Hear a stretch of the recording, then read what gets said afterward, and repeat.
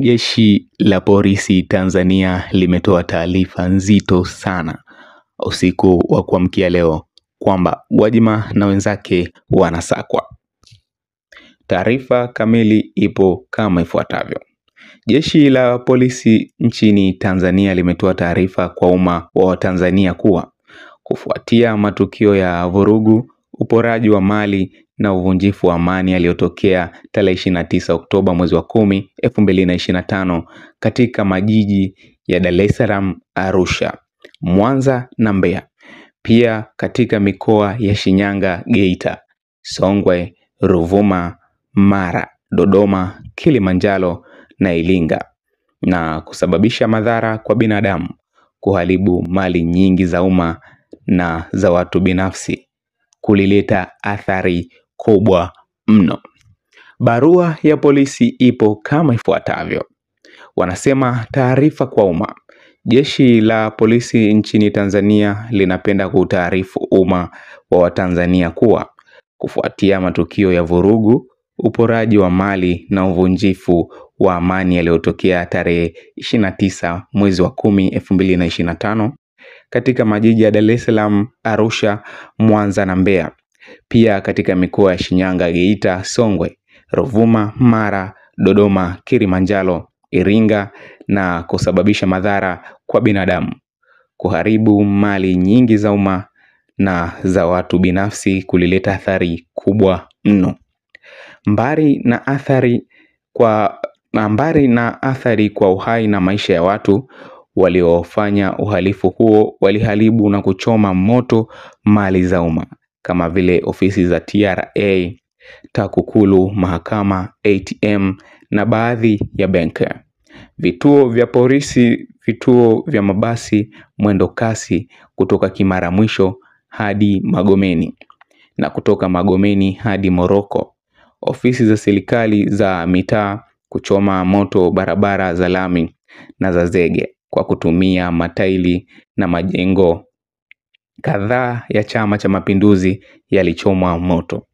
Pia walichoma moto na kuharibu magari ya umma. Aidha, mali za watu binafsi ziliharibiwa na kuchomwa moto kama vile vituo vya mafuta, maduka mbalimbali, magari makubwa na madogo kuchomwa moto. Pia walifanya uporaji wa mali na pesa za watu kutoka maeneo mbalimbali ya biashara. Pamoja na kwamba baadhi ya waliopanga na kutekeleza uhalifu huo wamekamatwa na kuanza kufikishwa mahakamani, jeshi la polisi nchini kwa kushirikiana na vyombo vingine vya ulinzi na usalama linaendelea na msako mkali wa kuwatafuta wale wote waliopanga kuharibu na kuratibu na kutekeleza uovu huo.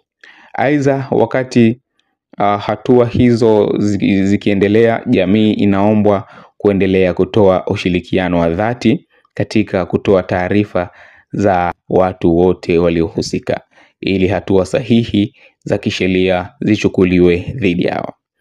Pia kufuatia uchunguzi wa ushahidi uliofanywa hadi sasa, jeshi la polisi linawasaka kwa ajili ya kuwakamata wafuatao. Jeshi la polisi linawasaka na kutaka kuwakamata wafuatao. Hapo ndio kipengele.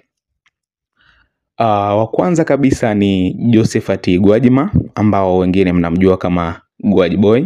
Wa pili ni Brenda Jonas Rupia. Wa tatu ni John Mnyika. Wa nne ni Godbless Jonathan Lema. Wa tano ni Machumu Maximilian Kadutu. Wa sita ni Deogratius Cosmas Mahinyila. Wa saba ni Boniface Jacob. Wa nane ni Helda Newton. Wa tisa anaitwa Awadi Karonga, na wa mwisho kabisa anaitwa Amani Gorugwa. Jeshi la polisi linawataka kujisalimisha katika vituo vya polisi mara moja watakapoona taarifa hii popote pale walipo. Katika hatua nyingine, jeshi la polisi linawafahamisha kuwa hatua za kisheria kwa wahalifu ambao wamekwisha kamatwa zinaendelea kote nchini na kwamba tarehe 7 mwezi wa 11 baadhi wamefikishwa mahakamani.